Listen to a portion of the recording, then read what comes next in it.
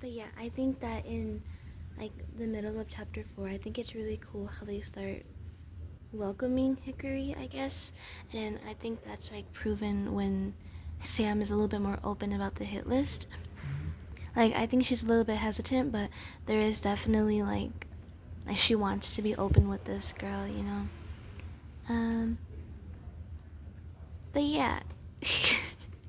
um I think it also says, I think page 61 also reveals a lot about Sam and Hickory as like individual people, because Sam opens up or reveals that like she doesn't really have the best relationships with her emotions and her feelings, where Hickory is much like Hickory is so in touch with her feelings. And yeah, that's all I got. Um, to add on, I feel like in this chapter too, it really shows how much Sam like really loves Hickory too, and like not like just the fact that their relationship is sprouting and forming through like a friendship kind of phase, but kind of like how when they're both reading the book, I believe Hamlet together, and then Sam goes on to tell Hickory like, I'm scared of, like I just want reasons to know why we're all dying, why we're all here in this hospital and things like that. And then she goes on to like talk to him about like death and stuff, and he's just like, he's a bit sad. She's a bit sad about it. Sam's a bit sad about it and stuff. But then Hickory somehow like she makes everything again positive and stuff like that. She helps make Sam not like be so sad about things and stuff like that. Because if we look at the end of chapter 4, um, she goes on to make this comparison like, since we're all inevitably doomed to die, I will be Hamlet in New York and they shall be engraved together. I think that in itself is just like, again, very poetic and very like romantic in a way, because because it really shows how much like both characters are interacting with each other now, but not just like on that level, just like being friends, but much more like a platonic kind of relationship. But I think Hickory and Sam having this conversation about everyone dying and stuff like that, it foreshadows someone who's gonna die later on, or at least people who are gonna die later on in the chapters. Okay. I think that like I kind of thought that it was weird how fast Sam was like obviously she was still bringing up her past partner, but it was so kind of odd to me that she was so easily infatuated by Hickory, which is like not a big deal. I mean, people like what they like, I guess, but it's just like she was so sad and like hopeless because her partner died, and then boom, once Hickory walks in like the hospital, like she's like she's just like really into her, which is cool. And I don't think that I started to feel more like interested in their relationship until on page 63, where they were like talking, but it was like they were talking in their own language because they were using references from Hamlet. Because, like, like Sam was calling Hickory the sun because she's bright, and that like if she touched her, that she'll burn away, or like Hickory, so that she reminds him of, or she reminds her of the moon. And it was like I thought that was kind of romantic because like they were talking and like they already had their own references and things. I just thought that was really cute. And then I think that it was even cuter that like it wasn't just Sam accepting Hickory, it was like the entire friend group was just like they really enjoyed her company and stuff like that.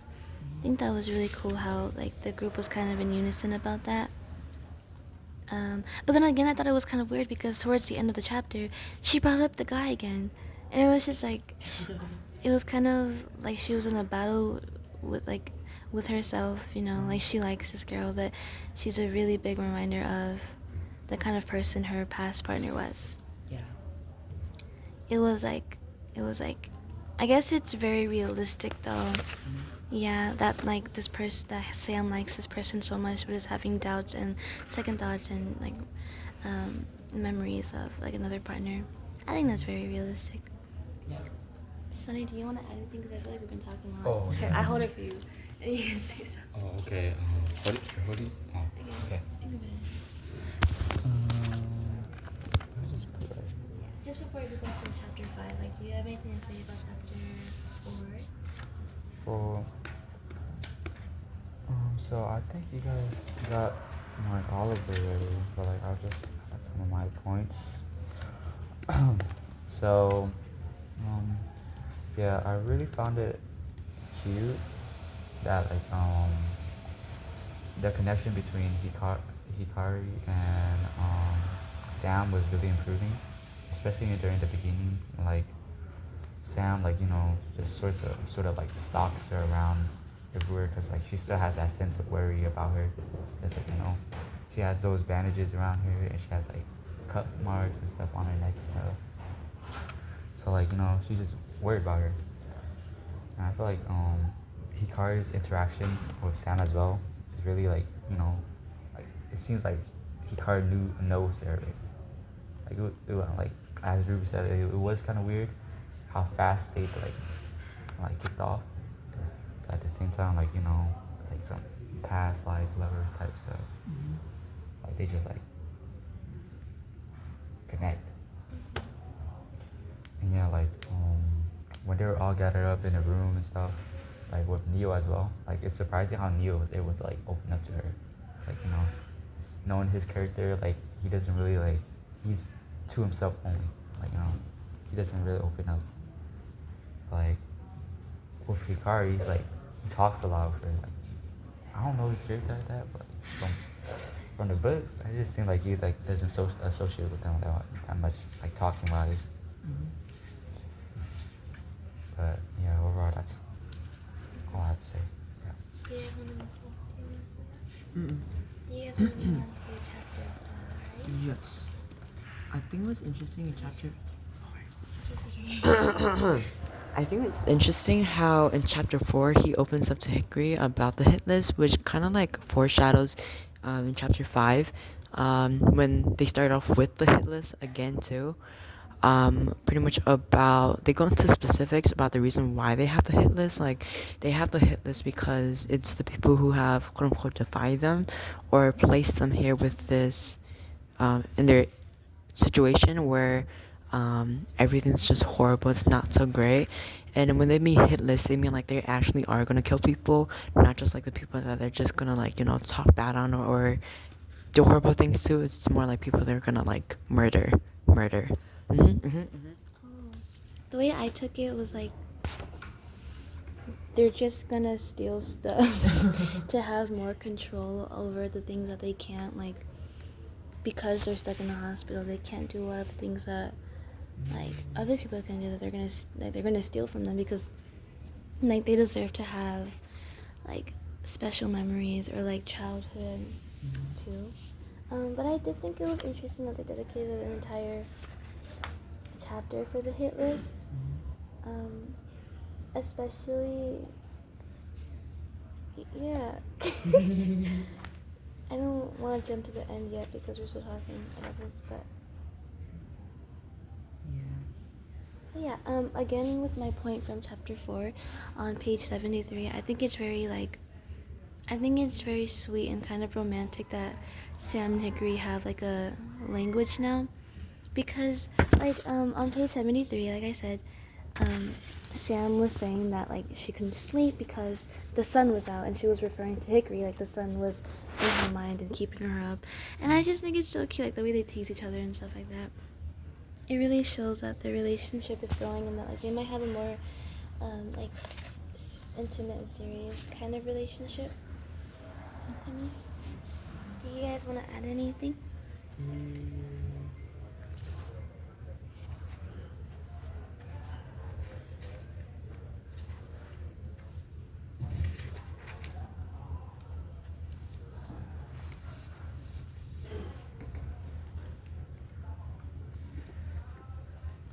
The speaker has to speak as well, right? I mean, the note taker.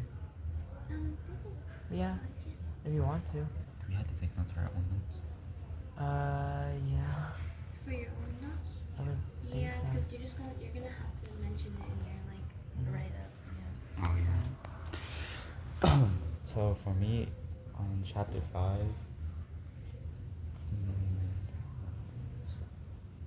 oh yeah, they mainly talked about like the hit list only. Like I found like I found it like I guess like comforting or like I don't know what words to describe it. But, like I found like that like it was like very like chill and happy when like they all accepted Hikari and like they let her like um gain a position within the hit list. Like they didn't like single her out. They're like write this and you're part of the group now. Like I found it really cool and like they just like ripped up everything, like ripped up the papers into like 5 pieces, and they gave each other ones. Like it mentioned like how like who would steal for who, like how like Neo would steal for C and like C would steal for like Hikari and stuff like that. Can I talk about the ending? I thought that was really interesting. Oh, we're gonna mention about Sunny or Sony. Yeah. I think it was like a really interesting, intense change of tone.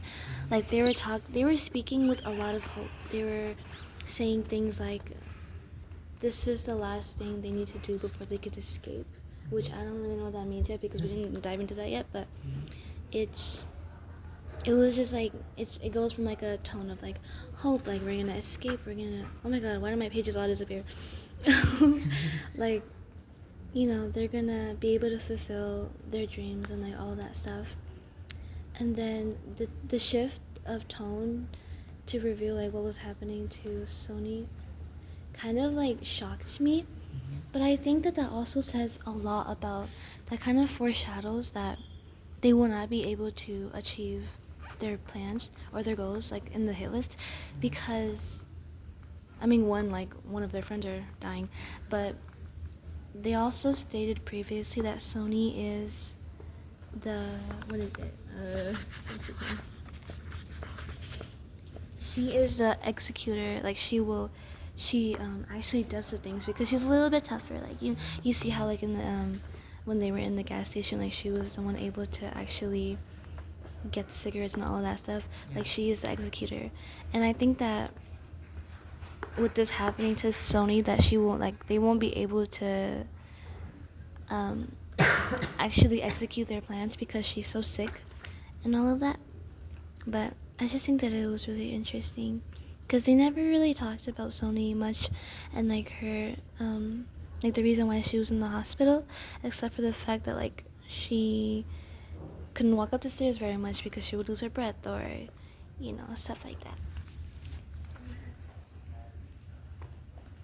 I think Sony like saying like asking Sam whether or not she might die or not, it kind of just like foreshadows too, possibly like in the next chapter Sony might die, unless like there's again like that very like direct change again in tone in the sixth chapter, because like the way these chapters transition and the way that we're reading them, it's kind of like they're different in a way, like with the mood that they're bringing, the energy that they're bringing too, and like with all these kind of like plot twists, like internal plot twists between one another. It's just interesting to see. And like I know in our previous conversation we spoke about how whether or not each of these chapters would build more on each individual character's like backstory and whatnot, but it seems as though it's not just building up on backstory, but also like again relationships and things like that. Okay, should we move on to Yeah, we should really independent reads? Yeah. Oh. Who would like to start for our individual ratings? Because we still have to talk about that and our diversity for. But I can start if you guys want. I can try to go really fast. I don't have it like physically with me because I didn't want to go grab it, but it's called "The Boy Who Tried to Shrink His Name." And let me look at the questions. Yeah, it's So I'm trying to.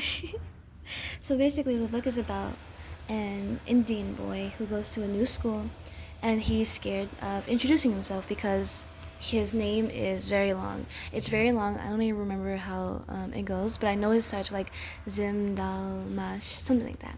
It's very. I've never like seen a name like that before, and like the main point of the book is that he's scared until he meets this friend who who accepts him for who he is, and that kind of helps him build the confidence of like introducing himself with his real name, because since he went to the new school he's been using a nickname. He's been going by Zim. But yeah, it's just reading it, and like the art kind of works together to like to represent like his confidence growing and his pride in his name and background. And yeah, do I have to do anything else? But it does exemplify the genre of like diversity, because he obviously comes from a diverse background. He's southern, and he's from South. Well, I'm gonna assume that he's South Indian because the author is from South India, so he does have like a diverse background, and the people that he goes to school with, they are just Americans, like they're white, and like the friends that he made, like her name is Ellie, you know, compared to his name that is super long. But yeah, some examples of diversity is like that, and like the names and different cultures, and yeah, okay. Sorry, I was trying to go fast. I say, If you need like verification or confirmation, you can just email me or text me. I'm pretty sure you have an answer. Did you, with the words that asked for about simplifying, about like the diverse actors and characters? Yeah, like some examples of the diversity. It's just that like the names are very like his name is different, his background is different. That's basically it. I'll quickly go over my book. Pretty much the book I read was The Mini Mask of Andy Zhu. Yeah. Zhu. Yeah. So, first I'll speak about like the diversity.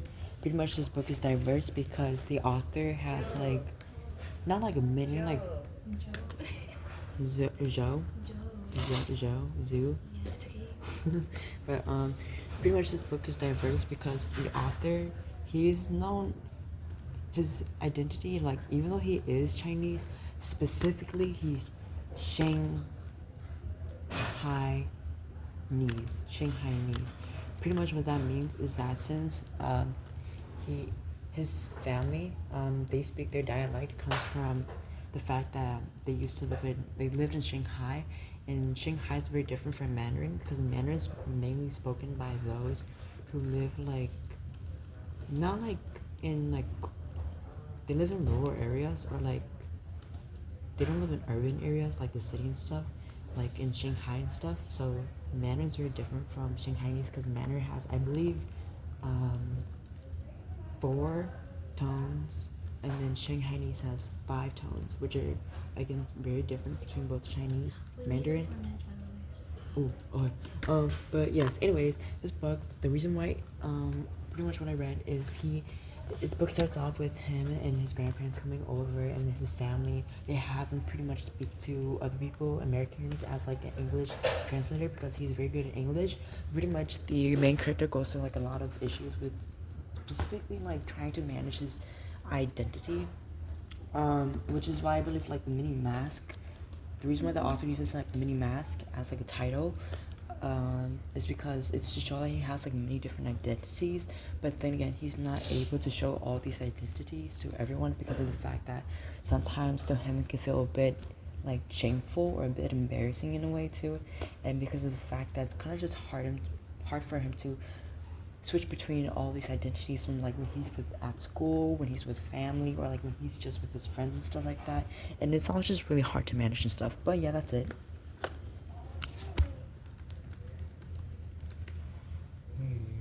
Oh yeah, my book. So my book is um, Dim Sum Palace. So it's basically about this little girl who like her mother like she was they're gonna go to like a basically a dumpling restaurant, like just stuff that sold food, and she was dreaming about how like big like the stuff's gonna be, like just her imagination. Then like as she went to sleep, she goes into this dream where like she's in the palace, the dim sum palace, and like there's just like gigantic people cooking, and like she cooking foods and stuff. She wanders around, and somehow she got caught up within their like cooking, and she got cooked too. And they didn't know it was she was in there. Basically, she got served as dumpling to the empress because they were making it for her. And as she was about to get in, she yelled a lot. She was talking a lot, and the empress heard her, and like she didn't get in, and it just goes on to like how like it goes on to how the empress was like kind enough to let her eat there. Then like the empress, she falls asleep, the empress puts her back in bed, and then she wakes up the next morning and they go to the dim sum palace. But like originally the dim sum palace isn't really a palace, but it's just like a restaurant where like everyone goes to. But at the same time, like she doesn't really feel disappointed because like she's still able to eat like food and stuff like that. And talking about diversity, so this film is diverse. Well, the author, I don't know really much about the author because I didn't have time to search her up. But I don't know that like she is like I don't know her race. Well, I'm just gonna talk about the book. I know the book is mainly about like Asian people. Like it isn't really diverse in that aspect, but like it's diverse in food as well. Like the different foods that are like served within the Asian community, and and that's all. Okay. Very cool. Okay.